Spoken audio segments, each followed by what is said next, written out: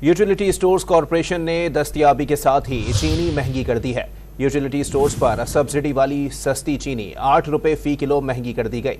तफसीलात जानते हैं डॉन न्यूज के नुमाइंदे ताहिर शिरानी से। ताहिर, बताइएगा क्या वजूहात बताई गई हैं? कॉरपोरेशन ने हाल ही में 20,000 मीट्रिक टन चीनी खरीदी है। क्योंकि चीनी गुज़श्ता टेंडर के मुकाबले में महंगी खरीदी गई है, तो चीनी की दस्तयाबी तो हो गई है, तो उसी हिसाब से यूटिलिटी स्टोर्स कॉरपोरेशन ने चीनी की कीमत फी किलो 8 रुपए बढ़ा दी है।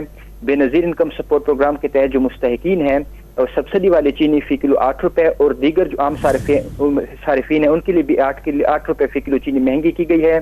चीनी की कीमतों में इजाफे का इतलाक फौरी तौर पर होगा।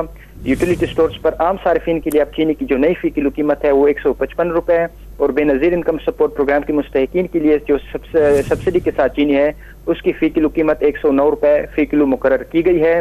और यूटिलिटी स्टोर्स कॉरपोरेशन ने क्योंकि जो आम सारिफीन है उनके लिए 155 रुपए और जो दीगर सारिफीन है उनके लिए 109 रुपए, तो 46 रुपए का इसमें फर्क है और 46 रुपए फी किलो सब्सिडी दी जा रही है बेनजीर इनकम सपोर्ट प्रोग्राम के मुस्तहिकीन के लिए जिनकी माहाना आमदनी 40,000 रुपए से कम है। उनके लिए चीनी की जो फी किलो कीमत है 109 रुपए है।